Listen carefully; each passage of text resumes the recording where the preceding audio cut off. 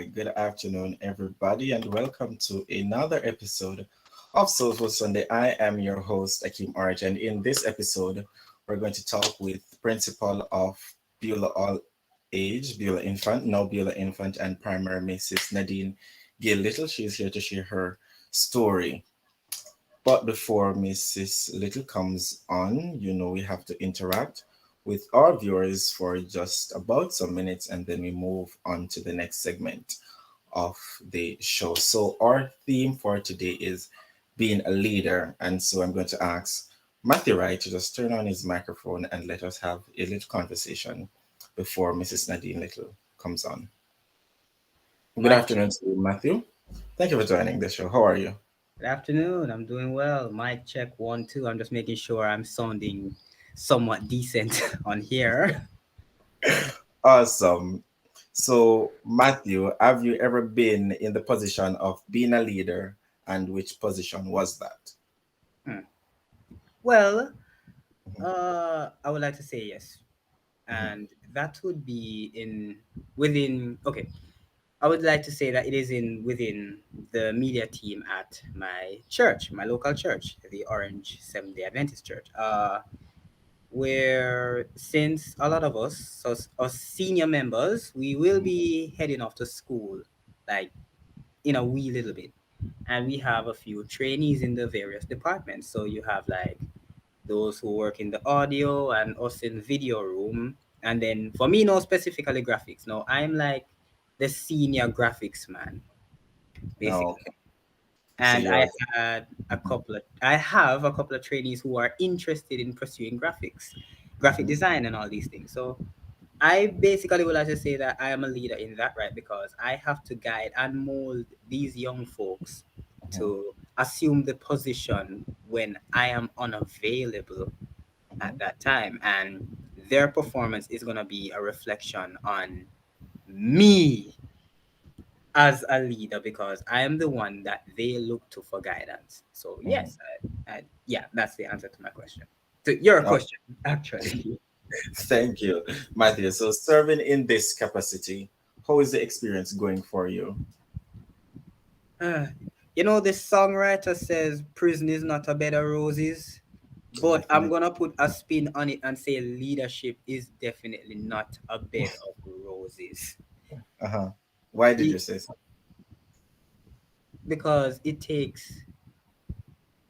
takes a lot of patience. Mhm, It takes let's see, patience, knowledge, and like you need to have. I don't I don't know if I want to say authoritative, mhm. but you know you have to basically what is a synonym for leader? Yeah, my mind is scrambled right now, but I would say that you would have to take on uh less agreeable, I would say, kind of personality, basically. Or so okay, I'm just gonna say authoritarian because you're kind of authority if you're a leader. Mhm, And I would just like to say that even with that, you still have to, in order to be respected as a leader, to mhm, make sure that whoever is answering to you is actually gonna conform to what you're saying. Well, whether you want to be a democratic or autocratic leader, I yeah. don't know what's wrong with my speech today, but Mhm, whether you want whatever type of leader you want to be, mhm, it definitely requires like extremely good communication skills. And I would say that nowadays that is something that a plethora of people lack, especially in leadership. A lot of people believe that just being blunt and mean and autocratic with everything mhm. is the way to go. And I would say that not really. I don't think people respond well to that, especially in nowadays culture. Mhm. So yeah, it's definitely not a bed of roses because it takes a whole lot of soft skills, which is, for some can be a very difficult feat to achieve. So I guess that's why I would say that. Okay, so you are serving, are leading in a media world, I would say. So, Matthew, what have you gained as an individual serving in this position? Okay, well, the one thing, uh, the one thing that I know that I've definitely gained and improved on, well, Mhm. and it might sound a bit redundant, but my leadership skills have improved. Uh, yes, because I was always a person who I'd rather, you know, I'd rather be the guy that say, okay, whatever you say, and I just roll with it. But that's not how it's gonna be your entire life. Okay. So, do you feel that you have managed or you're managing this position well? And were you glad that you obtained this position and why?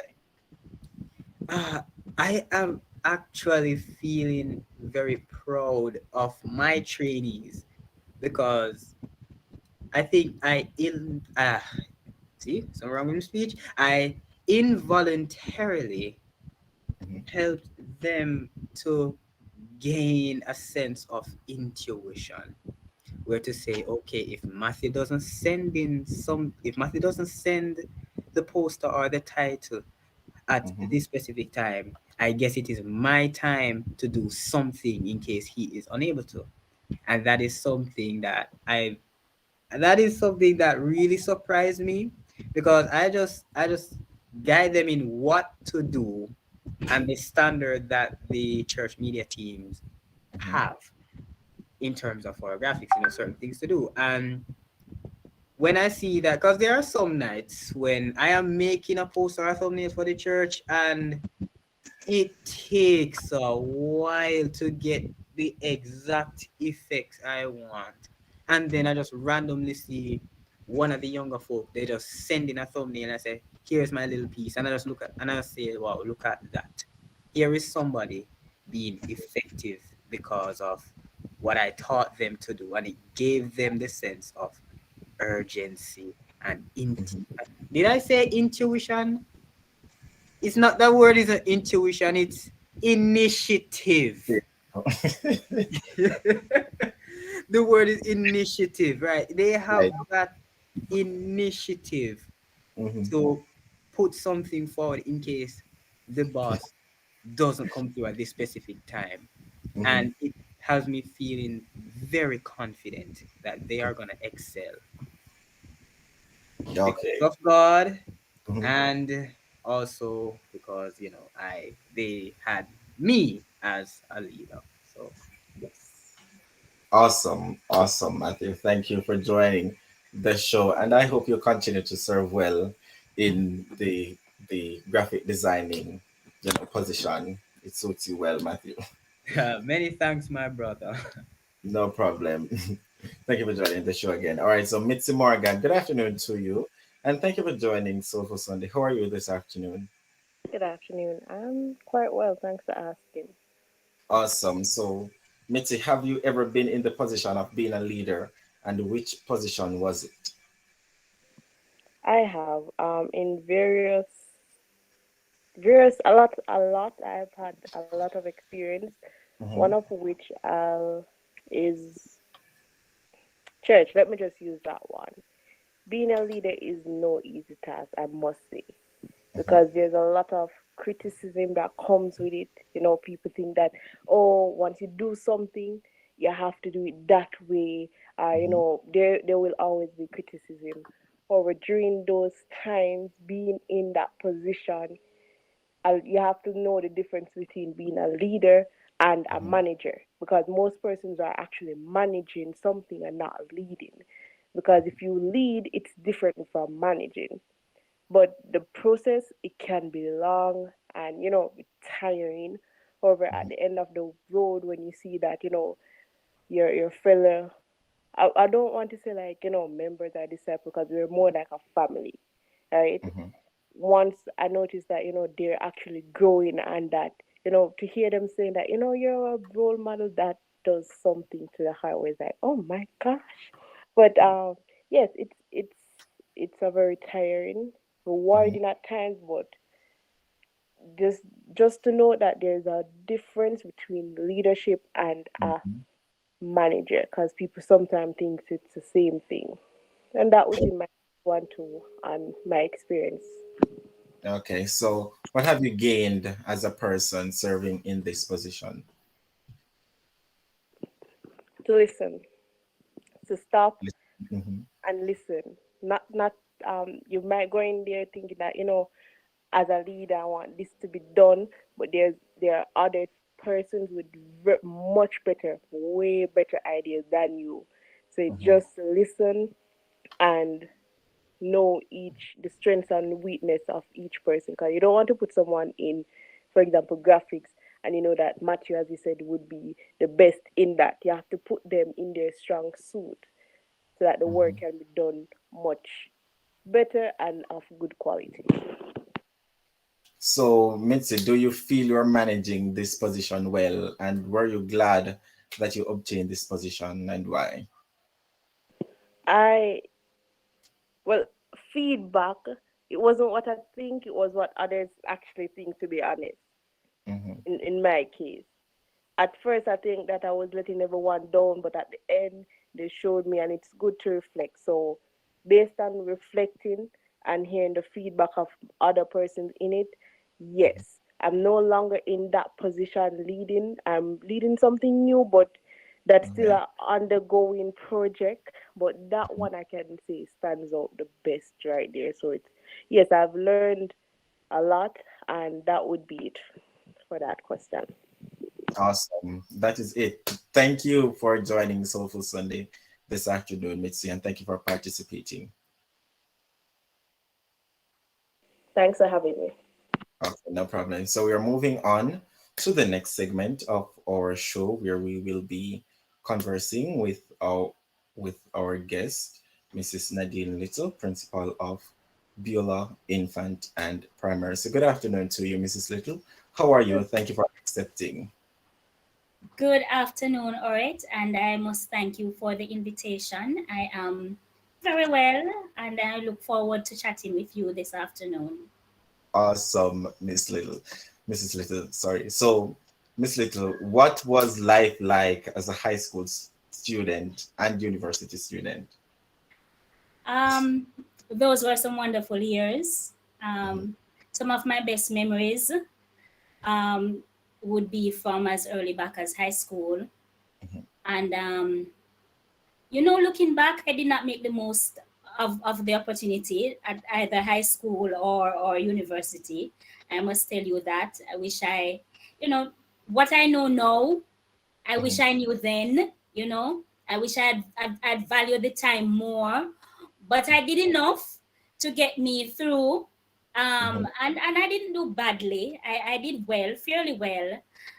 University, I would have graduated with honors, but at the same time, I knew that I did not work to the best of my ability, but I had fun, Yeah, great friends and so on. So I had fun. It was a wonderful experience. awesome. So, having gone through high school and university, what were some of the challenges you have faced and the achievements you have earned? Uh, Adversities there were many. Dealing with various personalities from as early as primary school into high school. And it's interesting that while at the time you did not really understand what was happening and the benefits Mhm, that you would have accrued as a result of all of the challenges. But mhm, it's good looking back that those challenges happened in terms of the personalities, in terms of even teacher student relationship, in terms of even classes and courses, universities and things not going the way you expect, and lecturers not being what you I mean you're fresh out of high school and you have a lecturer who is of a certain mindset, and while you're not expecting to be spoon fed, at the same time you're expecting some of your lecturers to be more um mm, more up to the task as to what mhm, their job entails, because you were able to compare lecturer A with lecturer B, Lecturer A was firing, but at the same time, you could clearly see that another lecturer was underperforming, and then that would affect your performance. So there were challenges like those. There were challenges you would understand, especially with university and the latter part of high school. Group work is a lot of, you have to do a lot of group work, Definitely, you know, definitely. and your grade is dependent on everybody coming Right. together, right? And as we Mhm. look at being a leader, you know, this afternoon, those leadership skills started way back then, because it's either Mhm. you allow the tide to take you anywhere, or you know, take the initiative and decide, Right. okay, this is my education, this is my grade, let's get Mhm. this thing going, and you know, you step in and you get things going. So there were all of those issues to deal with, you know, and then the economic part of it, the economic realities of life, you know, because I'm from Clarendon and I would have migrated into Kingston. I went to UTech, CAST at the time, College of Arts, Science and Technology, now Mhm. University of Technology, Jamaica. Mhm. And so I would have rented, you know, not boarded, not stayed on dorm. I would have rented a facility, a young, barely 18 years old, and I started renting on my own. Actually rented a room um, Mhm. at a family home, out of a family home. And there were Wow. challenges there, a lot of challenges. But to God be the glory. I survived, we managed, and many Mhm. lessons were learned from experiences like those. As we talk about being a leader, from very Mhm. early, I knew who I was. I knew who I was. Mhm.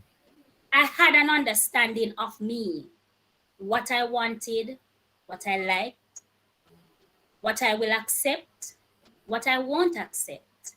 Mhm. And I had an understanding of where I wanted to go, you Mhm. know, and to some extent in those early years, to some extent, how to get there. But just having that purpose and that firmness, Mhm. um, and like I said before, Dr. Hadlin would have instilled in us that we Mhm. need to choose wisely and to think before we make, you know, certain decisions, especially life changing decisions. So those were some things that were pivotal, you know, Mhm. to how we started our lives and how we evolved, you know, a little later on. Right. So you said you learned them, you took them with you into your teaching world. How was this world for you, Mrs. Little? um in the early years, I started teaching in 1993, Mhm. and September of 1993, and of course it is vastly different from now, you know, I can say, in terms of the, you know, the some of the things that we have to deal with, some of the challenges that we have to deal with. um the learners back then were more, they were easier to, they were easier to um I'm going to use the word manage Right. cautiously. I'm going to Mhm. cautiously use the word manage. I don't like using the term manage, you know, and I'm going to explain why a little later on, because you don't manage people, right? But they were easier to deal with. I mean, there's so many challenges now, there's so many influences now, and the kind of parental control that existed back then does not exist now.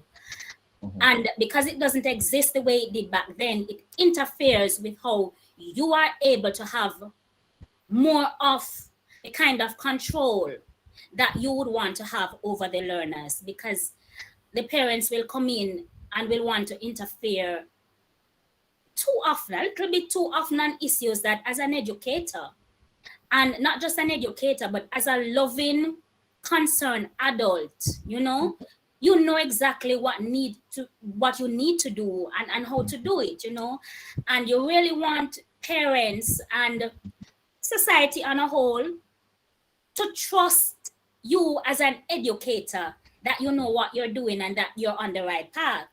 Now, if it is that there is a situation and trust has been broken down, then that's a different issue. But if you're not presented with that, then allow us as educators to do our jobs. And so back then in those early years, it was easier. It was easier then. Students were more receptive to learning. Um, and they weren't, well, there's no the influx of technology. It was different in so many ways. You got them to learn, but the strategies were different, the resources were different, but yet still you were able to enable the children to access learning. um, Now they have far more resources than um, in the Back then. past, and Right. we're still not getting the quality and the amount of what you expect. You're still not seeing that. So it's different. The environment is different. The influences Mhm. facing the students are different. And I mean, so many things, family issues, Mhm. the economic realities, all of these things impact the learner and affects the outcome. But Mhm. as educators, we continue to do the best that we can, Right. because we know we can, and we know that eventually we will get the result that we must get. Indeed, indeed, Mrs. Little. So you served as teacher and then you matriculated into another position, that of being principal. Oh, I So was how I was vice principal before. I, vice I, I principal? Yes, I was vice principal for about Mhm. 3 years, I think, 3 to 4 years at Four Mhm. Parts Primary and Junior High. Mhm. And then after that, I transitioned into the principalship. Into right. So what does this mean to you? And it is quite different from being a teacher because you have different roles and responsibilities now. So how is this going for you and what does this mean to you? Um, the principalship, Mhm. it's a mammoth task. The duties, the responsibilities, but it's a privilege. And for those of us who do it because it's either a calling or we love it, Mhm. we enjoy doing it. And I am one of those individuals. Mhm. I hope the day never comes when I have lost my fire, my passion, my love for it, because then I absolutely will need to find something else to do. Um, because it's a privilege, Orrett, to do the job. Mhm. It makes it, I don't want to use the word easier, but it makes it a little less challenging for you Mhm. to get the job done, because you're doing what you love. You Right. know, you are Mhm. doing what you love. You are doing what you believe you are called to do. You're called to serve, and Right. this job is about service, right? And the difference between being a teacher and being the chief teacher, um, is that as the teacher, you have your roles and your responsibilities nicely laid out. Right. The school has a vision, the school has a mission, Mhm. and those, they are shared. So as the teacher, it is expected that you're going to buy into this vision, you Mhm. know? And usually the vision, it starts off with the principal. Because when you interview for a job as a Mhm. principal, one of the things that you have to sell the board of management is, what is your vision for the school? Mhm. What do you plan to do with the school? How do you plan to take the school into the next 5 years, at least the next 3 to 5 years? And so you have to convince them that you have what it takes. And so once you have sold them on your vision of, say, a Beulah All Age School, then Mhm. in turn you have to sell that vision to all the stakeholders. Right. It then becomes a shared vision, you Mhm. know, and that's what makes a difference between, well, one of the ways in which it's different. As a leader, you're that visionary person. You're Mhm. driving the vision. The mission is beautifully outlaid, and everybody, all the stakeholders, including the parents and the children, they have a role to play, you know? Right. And Mm-hmm. it's for you as the leader to manage and control that vision every step of the way. You need all members of the team on board. You need the Mm-hmm. teachers on board. And so That's right. whilst you work with all of these individuals and you get their input, you Mm-hmm. know, because I heard one of the young ladies earlier would have spoken to something like this. Other members of the team, they have ideas too, you know, and so you want their input as well. But Mm-hmm. while all of this is coming together, the vision must remain intact, Right. you know, because that's the general pathway. But when you look at strategies and the methodologies and so on, those you can get other stakeholders to come in on board and to help you to drive it, you know. And so the leader, the principal, Mm-hmm. has to be very clear in what is it we are trying to achieve. Who are the persons that must be a part of this? What are the specific roles? What are the resources that the various persons will need? How do I help to provide the resources? What are the limitations, the weaknesses within the system, within among the staff, for example, or the groups, and how do I help them to overcome? How do I support? How do I train? So in saying all of this, and I can go on to say so much more about it, but I'm trying to answer this question about the teacher and the principal, the difference. The Mm-hmm. teacher doesn't have to focus on all of these things. The teacher has to focus on the curriculum and Mm-hmm. specific tasks assigned and delegated and so on, you know, while the Mm-hmm. principal would have the overarching responsibility of every area of schooling. And Mm-hmm. not only that, community development, you know, and so on. And so there are a lot of things that the principal must consider managing the welfare of all members emotionally, physically, Mm-hmm. spiritually, as much as you can, you know, and so on, and supporting these individuals. And so it is a huge task. And it's Mm-hmm. not one for the faint of hearted, it's not one for someone who is not committed, you know, and does not really understand the scope and the impact that they can have on the various stakeholders. Mm-hmm. So, going through all this, Mrs. Little, and serving in this capacity, how did this build you? How did it help to build you as a person? Every step of the way, every experience kind of prepare you for the other, you know. Mm-hmm. Um, you either get tougher, stronger, smarter, wiser, because you're learning, you know.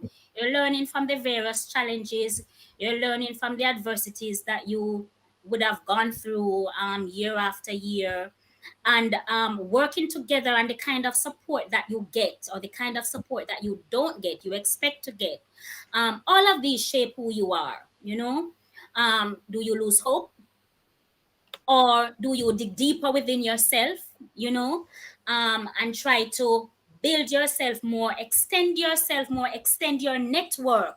Because if Mm-hmm. you are not getting what you want here, you know, in terms of resources, in terms of support, in whatever shape or form, then you might need to network a little bit more, you know, reach out to some other persons, Mm-hmm. so that you can gain what you need in order for you to achieve those goals that you would have set for the institution, you know.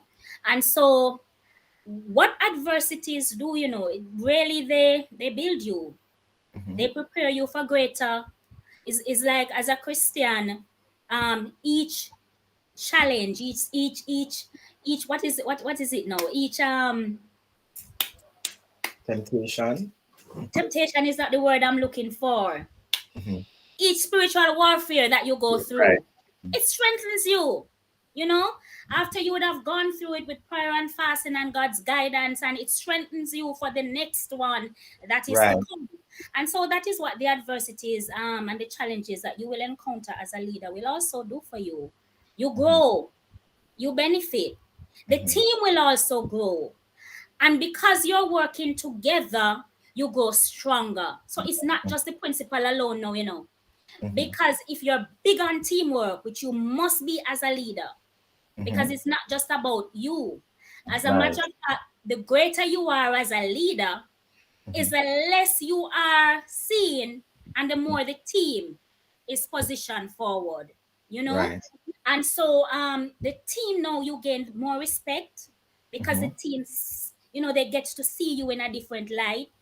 They see that you're passionate. They see that you are really concerned. They see that you have their best interests at heart.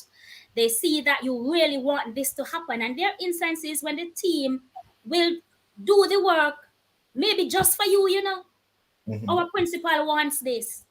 She wants us to achieve this. Let's come together and let's do this for the principal, or let's do this for the school board, or this is what the ministry is asking us to do. And you would have set out an outline, all the reasons to justify, the request. And so persons just come on board and say, yes, it's a good thing. Let's get together and do it, and that's what some of these struggles that you go through as a team, can do. So it's not me, myself, and I. It's us Right. working through all the issues. Right. So growing all this strength, we or you, let me say we have never thought for a second that there would be a pandemic.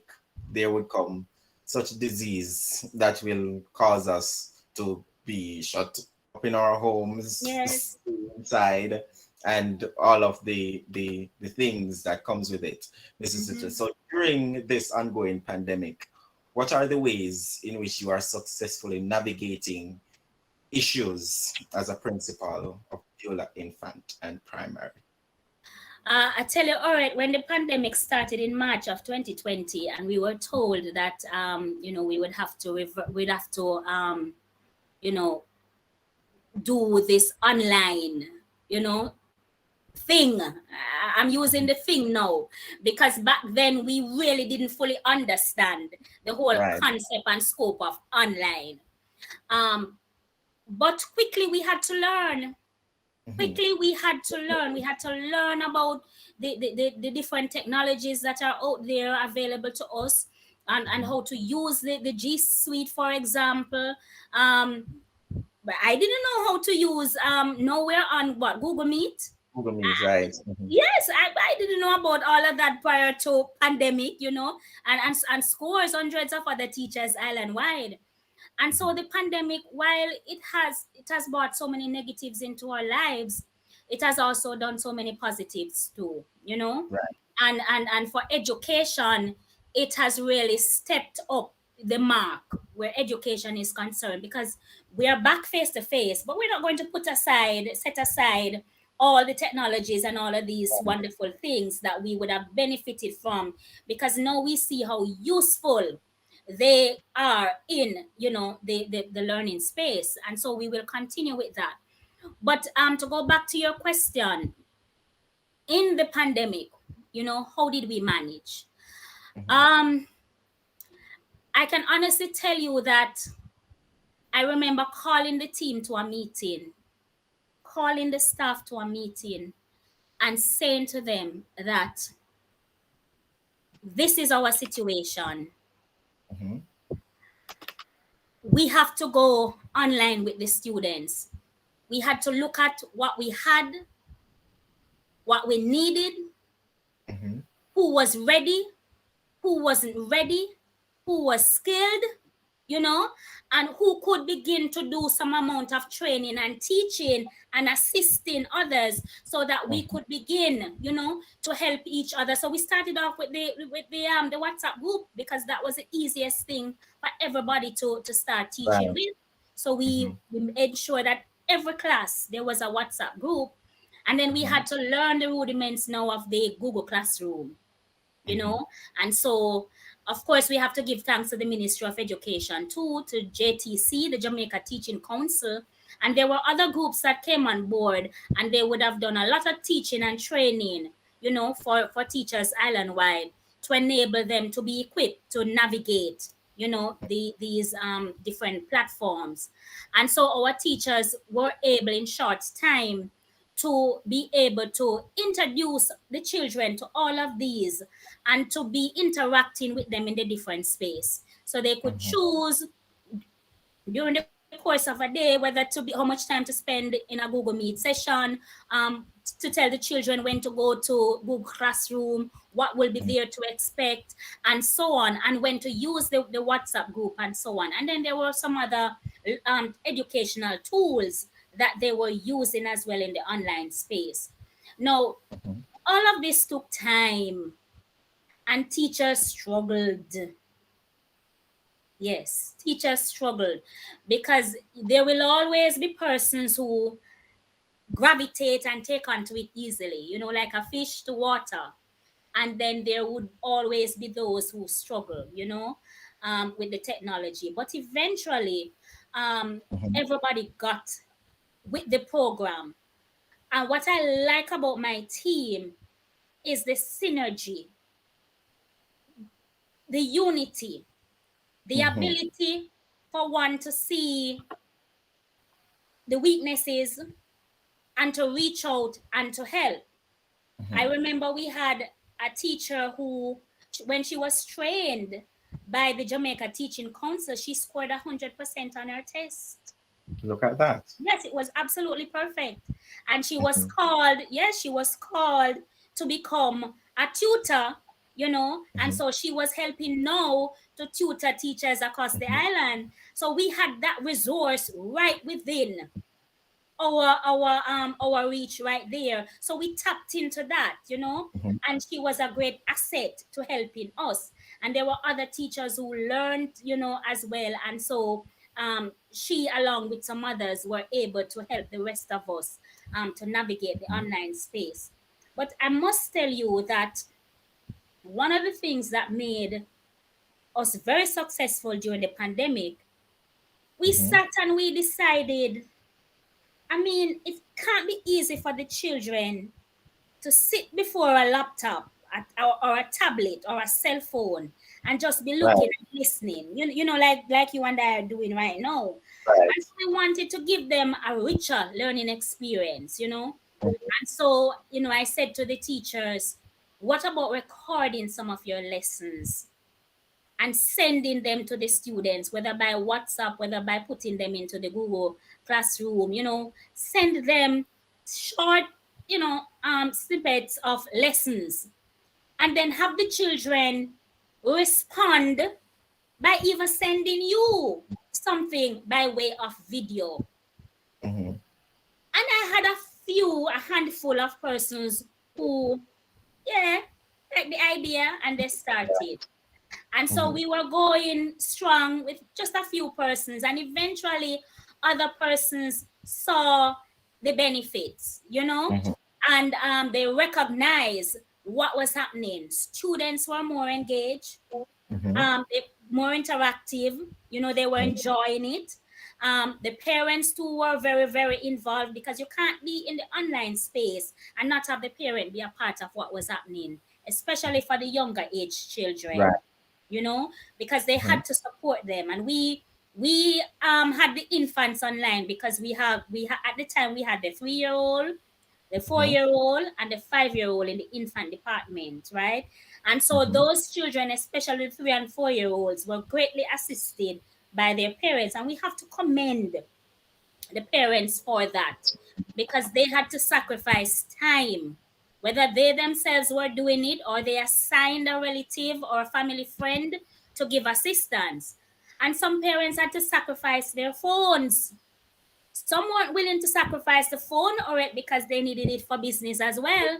But when Right. they came home in the evening, they would have allowed the children to do the work. And this is up to even the primary, the grade 6 age children. But what I love though about this aspect of it is the commitment with the parents. Though they Mhm. couldn't do it during the school hours, they were willing to come home, sit with them. But it also meant that my teachers had to be working longer hours, 8, 9, 10 o'clock, work just coming in. But what Mhm. what they must be applauded for is that they understood the situation. You Mm-hmm. know, we were in a pandemic. They understood the challenges that various individuals were facing, and the teachers were just giving. They were just giving. They were just doing, and so they must be commended for that. So we did a lot of online videos, a lot of interactive videos. And what this did is that it made the learning experience richer, more fun. Mm-hmm. You had more children coming online, Mm-hmm. and it's a good way of gauging teaching and learning because they're Mm-hmm. actually doing. They're actually Right. doing what you ask them to do. It's like conducting experiments and so on. And so it was good for them. And we continued doing these things. We would have gone out into communities. We would have prepared learning kits, would have taken it to children in their homes or dropped them off at the nearest point.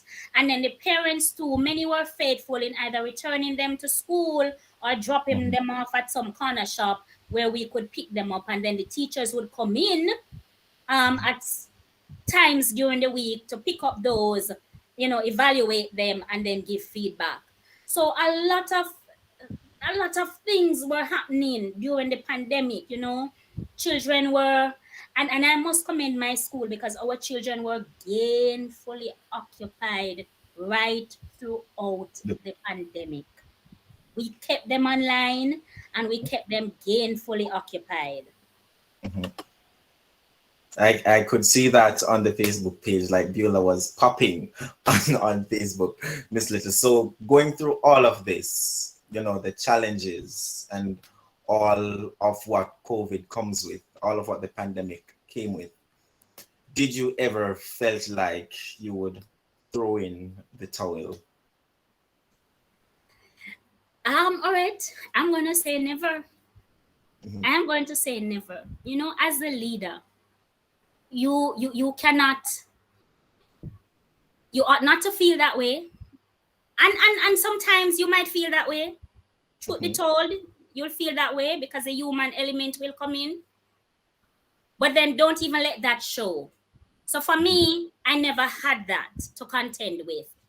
Mhm. But I would hope that when persons do, if and when persons do, that they don't bring that across to those who are looking onto them for leadership. So it's not communicated, because then they are looking to you for guidance, they're looking to you for strength and for support. So you can't Mhm. afford to not have the kind of energy to lift them and to build them and to empower them so they can move with you. Like I said before, I love what I do. I'm passionate about education. It's what I'm good at, and by this time in my educational career, I've done 32 years in the system, and I know that this is my purpose. I am not dying to move on into any other field at the moment, um, or in the near future. This is me, and so I Mhm. love what I do, and because I love what I do, and Beulah's motto says, Oh, "Only the best is it's good good, enough." When right. I got to Beulah, one Mhm. of the first things I did, one of the first thing I did was to embrace that motto personally, to embrace the motto. And what we try to do every day is to get the children to own it, to embrace it, to believe it. So at the class level, when they're doing their work, whatever Mhm. your best is, if your best on a test result is 20%, okay, we will Mhm. accept it for now.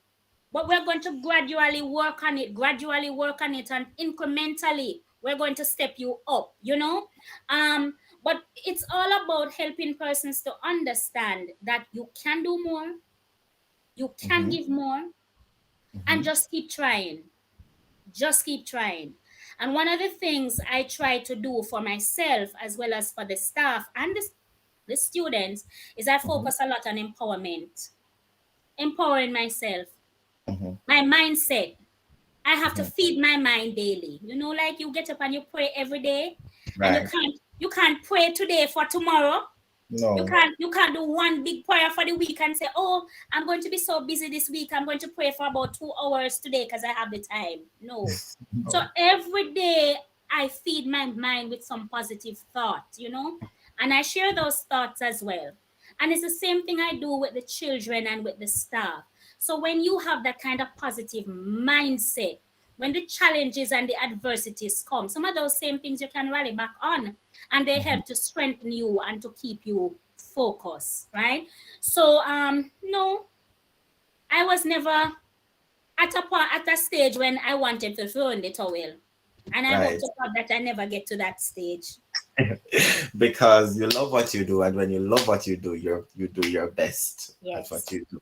Yes. Yes. So, Mrs. Little, we have seen that in recent times, school violence is becoming rampant in our society, mostly in the high schools, though it is Mm-hmm. becoming rampant between the teachers and students.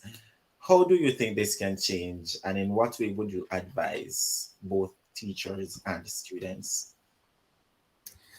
Oh Lord, all right, it starts in the home, and I have to go back to the home. Mm-hmm. It starts in the home, and it starts from as early as in the toddler stage, you know? Um when they are in that early stage, infancy stage. We have an infant department, as I said before. And Right. discipline is something that is big, even at that level, because we Mm-hmm. have to teach the children to be disciplined. They must Mm-hmm. be taught by their parents and by all those who come in contact with them within the home, within their community, including the neighbors on both sides, Mm-hmm. whoever they interact with, and if they go to church and they should go to church, it Mm-hmm. must also come across clearly there. So everyone that would come in contact with the children that eventually get into our schools must have a kind of positive influence on them, and must be of the same mindset, the kind of mindset that says respect is paramount. You Mm-hmm. know, so many times the children do some things, and they find it funny, and it's laughed at, and they say, easy, or they think it's cute, but really it's a behavior that you really need to discourage, and you need to explain to the children why it is that this is not a behavior that I want you to continue exhibiting, Right. and so it starts in the home. At Beulah, September of last year, we started a values and attitudes campaign. Mm-hmm. Values and attitudes campaign. And it is because it came about as a result of our awareness of what was happening in schools around us and in society with crime and violence, Mm-hmm. disrespect, intolerance among children and adults and so on. And to say to ourselves, what can we begin to do? Because to tell you the truth, our situation at Beulah as it relates to indiscipline is not one that is concerning, you Mm-hmm. know. And I commend our children all the time for that. They're a very disciplined group of students. Mm-hmm. Rarely do we have to deal with an incident of fighting, stealing, and things like that. Minor issues as it relates to children, one hitting the other, maybe throwing a bag on the ground, and those kind of infractions. We mostly deal with accidents, children running and falling, and colliding in each other, and those are accidentals. But discipline wise, very, very good. And I must say that. But we are conscious that they'll be leaving us, and they'll be going into high schools where they'll interact with different children from different backgrounds and temperaments and so on. And so we must prepare them.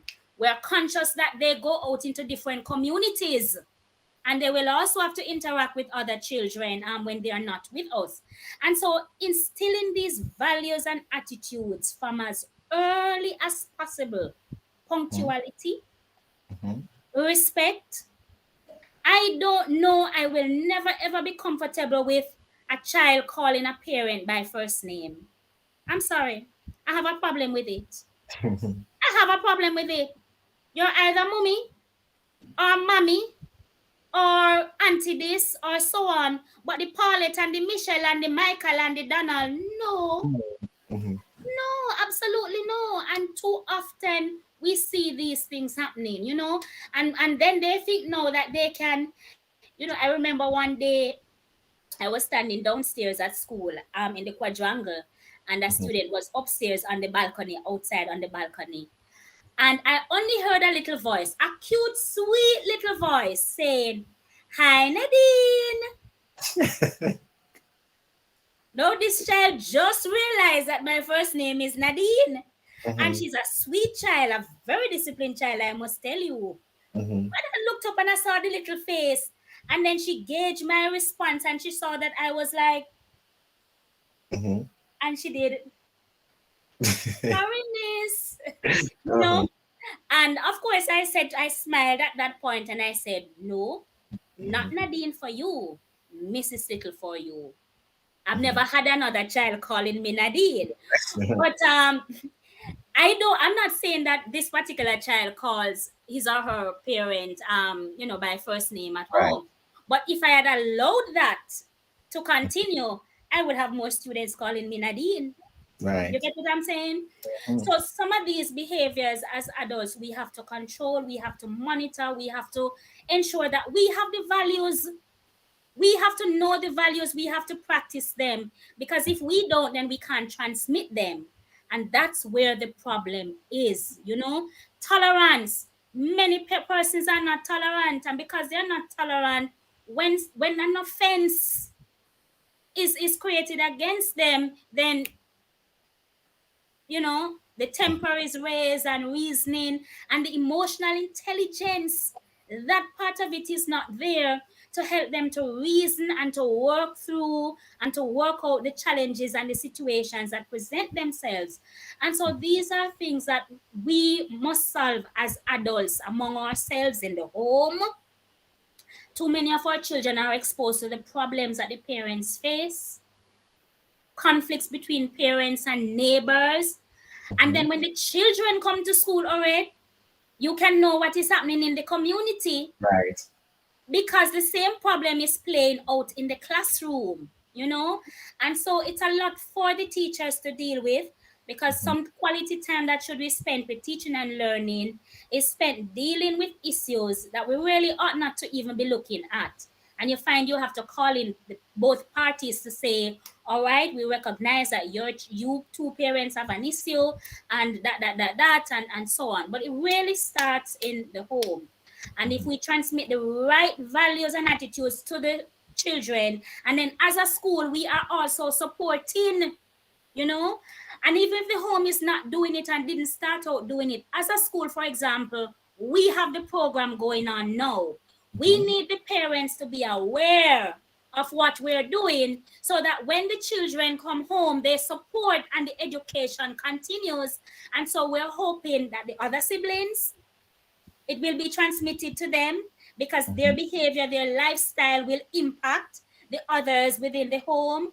So, as a school, we're taking responsibility, we're playing a role, but we want Mhm. to call on the churches to do more, and we want to call on the heads of the household, the fathers, Mhm. to step in. And if there's no father, then some father figure, you Right. know, more mentors for the children, to provide guidance. And then as a school, schools, we do everything. Once we see the need, we are going to do something. We're going to put into place some program, to help to deal with the different challenges that Mhm. exist within the system. Awesome. Awesome. Thank you for that, Mrs. Little, I must say, we are way over time past the so we want to thank you for coming on this afternoon and for sharing with us your story of being principal and how you are an effective leader. Thank you, Mrs. Little. I must say, Beulah, Beulah All Age at my time, no infant and primary, my alma mater. Yes, yes, I must yes. say, thank you all for giving me a foundation for stepping into high school and now into university and later on into adulthood. And I can see my grade 6 teacher on here, Mrs. Shireen Bowler. Good afternoon to you, ma'am. Thank Hi, you for Hakeem. Hi, Mrs. Little. Good afternoon, Mrs. Bowler. How are you all? I'm doing good. Thank you for That's joining. great. You make me so proud, Hakeem. Thank Thank you. We are definitely proud of you, Hakeem. You went on to Clarendon College and you have Yes. really done yourself and your school proud. And now you have moved on to university. We will continue to follow you. You're great. There's greatness, within you already. It is showing. And I mean, we just can't. You're going to be coming back to us as one of our great alumni. Yes, So indeed. we're just giving you another what, 2-3 years, Right. giving a little bit more time, because I know that you're going to come back and you are going to be such an awesome role model, to our students, and to the continuation of Beulah All Age School. Really proud of you. Thank you for having me on your program this afternoon.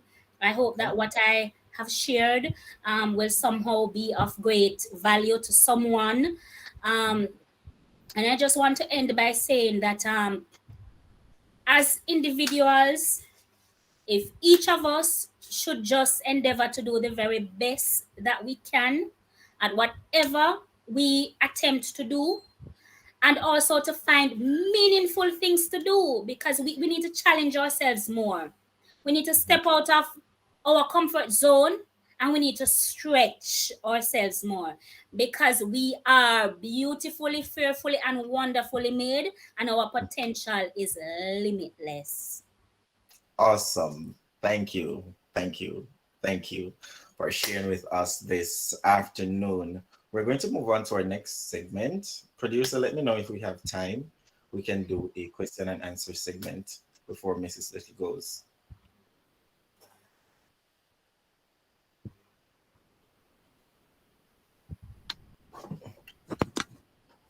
Producer?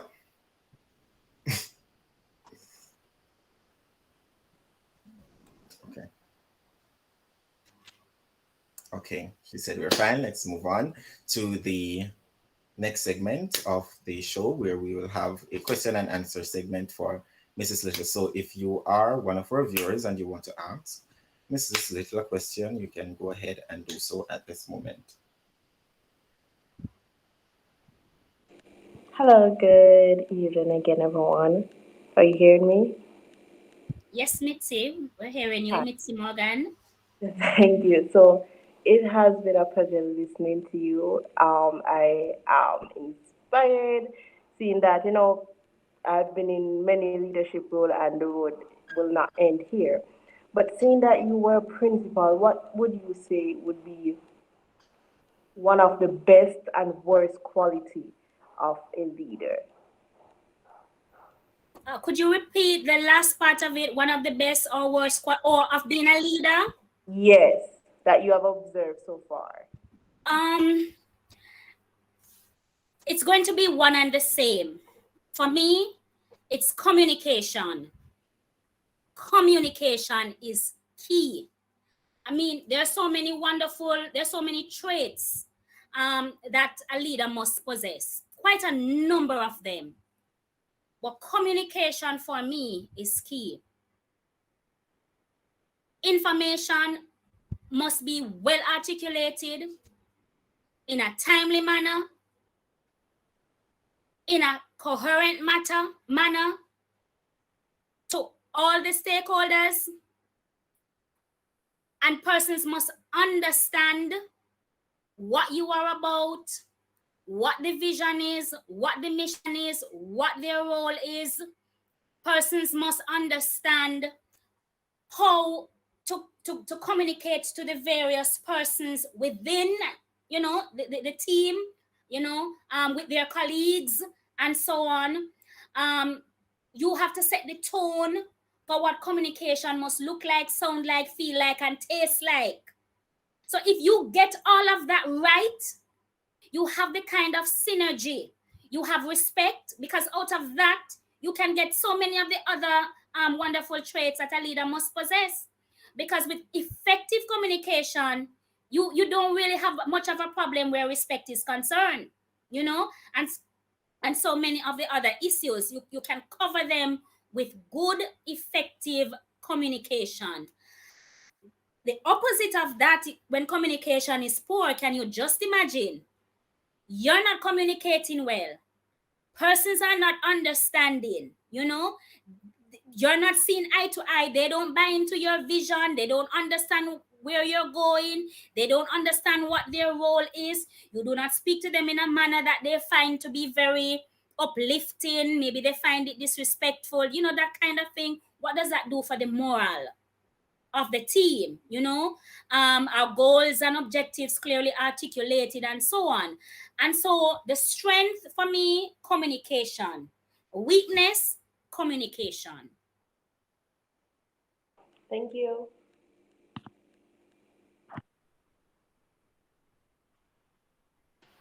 Okay, thank you for that, Mitzi. Anybody else with a question?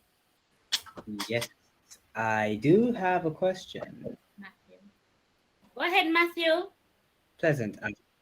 Good afternoon, Matthew. All right. So I was making reference to the situation where the physical altercation took place between a teacher and a student at a specific high school. And upon dealing with the situation, the principal fainted and found himself at the hospital. So I would say that as a principal of an institution, you will face an umpteenth number of roadblocks and obstacles, and overcoming them does take a major toll. So, how do you recharge for the next roadblock in the path of the Beulah primary? Well, is it primary and instant? It legally it is still the name is all age, but we are operating as a primary and infant school. So Ah, so what needs to happen is that the school must be gazetted for the change to be effected. So we're waiting on that. Once that is done, we will officially be Beulah Primary and Infant School. understood. So yes, like I was saying, how do you recharge after these roadblocks, after overcoming these roadblocks take a toll on you? It could be physical, it could be mental, it could be all of the R's. How do Yes, you yes. recharge? It's a great question, Matthew, and I would have heard of the situation that you reference, and I would have also been aware of persons who would have actually made light of the principal's situation.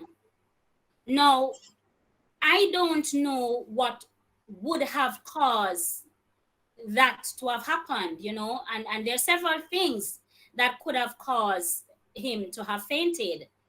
Um, but so I'm not going to speak to that. The state of our health is something that we have to work on in answering your question.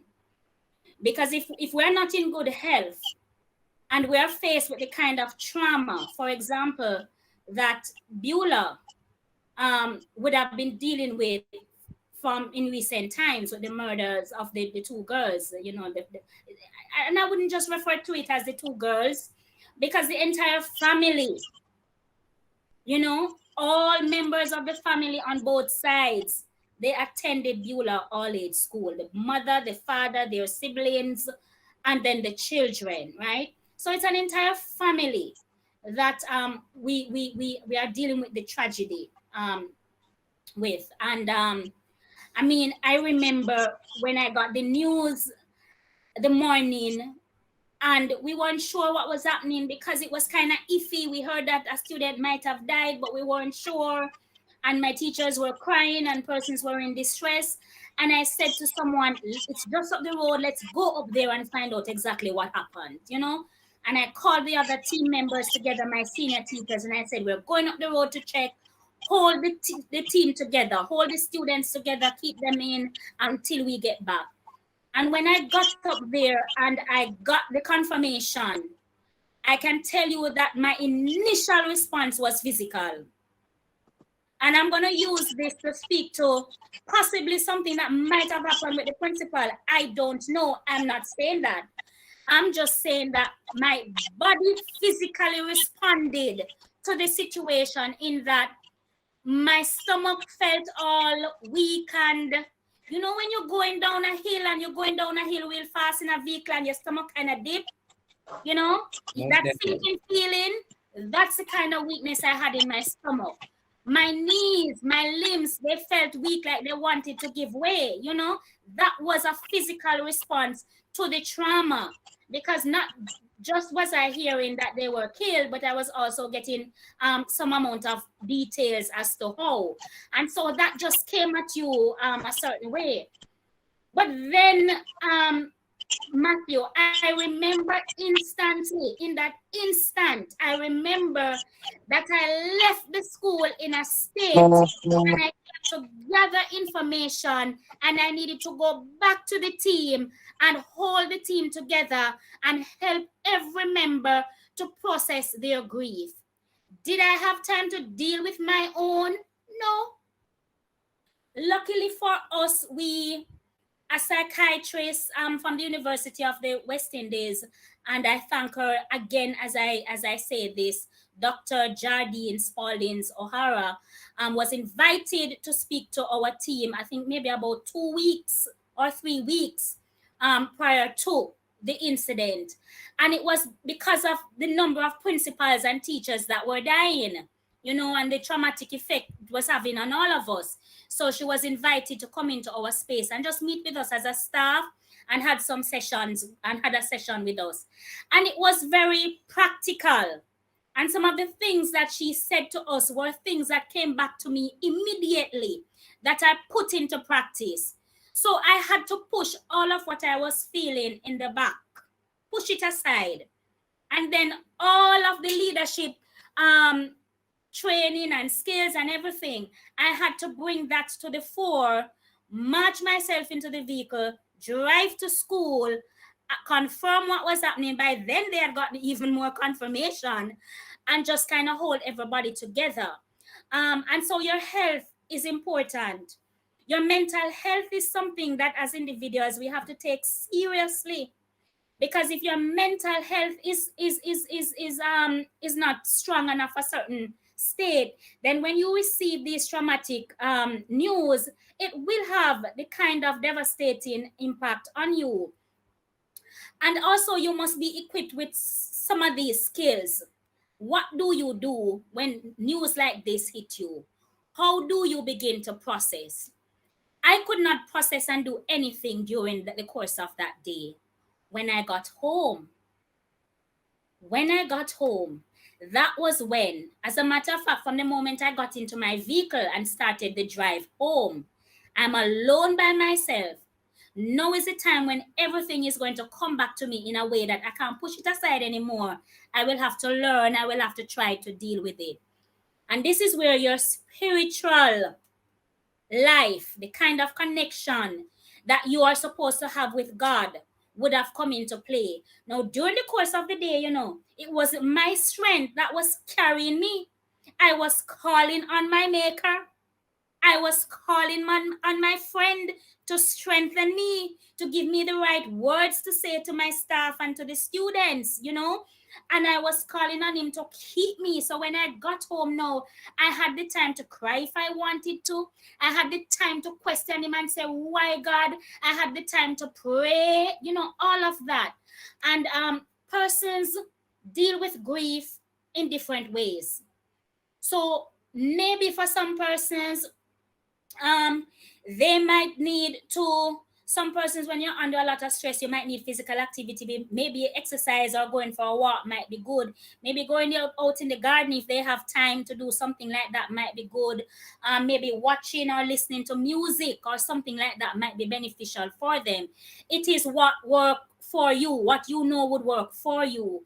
And so we must kind of have a kind of understanding of what we need to do should in case, you know, we have an encounter and or call upon a friend. Who do you have to call upon? You must have a friend that in the middle of something like this, you call upon to say, Matthew, today this happened, and you just pour out to Matthew, and hopefully Matthew can pour into you and strengthen you, you know, because tomorrow morning you need to get rest. You need to get rest. Tomorrow morning you need now to go back out and continue the process of helping, of strengthening, and continuing the job that you must continue to do.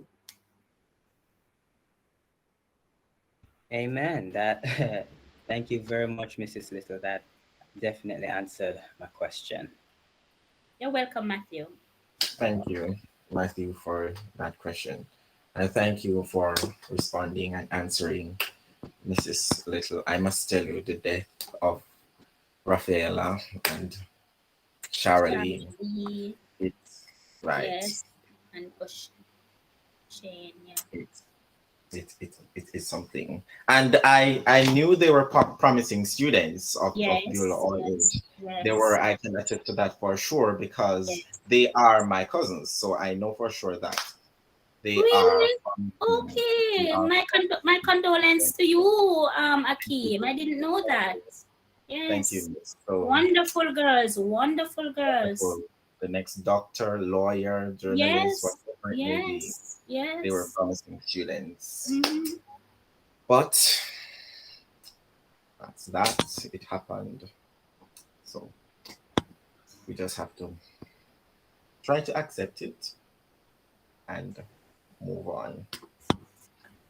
So that is where we end for today with Mrs. Little. Thank you again for coming on, Mrs. Little, and for sharing your story. We will now move on to the affirmation. My pleasure, Matthew. All the not Matthew and Mitzi and all the other guests that joined. Thank you for having me. Thank you, Orrett. You're welcome, Mrs. Little. All right, so it is said that we all are born leaders, but it takes confidence, dignity, and kindness to be the leader we truly are. However, we find that sometimes to be a good and effective leader, we must be able to lead others in a positive way, with ourselves being the very first example. And when it is that we are in the position of being a leader, it is not a flaunting designation, but a responsibility we need to fulfill with the best of our ability. Being a leader is hard. It takes much to get up every day knowing that you are the individual that is leading others towards light. And sometimes we become so weary and dreary, and we feel as though we are not doing good enough as a leader. Hence, the reason why we feel like to throw in the towel. But as those thoughts come, we are reminded by the people that we lead the reason why we are leaders. It doesn't matter in what capacity we are faced with the same up times, likewise down times. Today we spoke with a leader, Mrs. Nadine Gayle-Little, who in spite of the ongoing pandemic found a way to lead her team successfully. That goes to show that no matter what the circumstances are, and no matter the trials we are faced with, if we are leaders, we will lead without a doubt. Today on this episode of Soulful, I am affirming that I am a leader and I will lead with all my might. That is it for today, folks. Again, we want to thank our guest, Ms. Nadine Little, for sharing her story with us, our viewers, our sponsors, Purple Archaeological Spa, Goldline Pharmacy, and SMH Hardy Production. Thank you for making Soulful Sunday this week. My technical team, thank you for your continued hard work and dedication to this production. We're here next week, same time and same place, as we listen to another story to help us convalesce in the right direction. Until next week, I am your host, Hakeem Orrett. Continue to stay safe and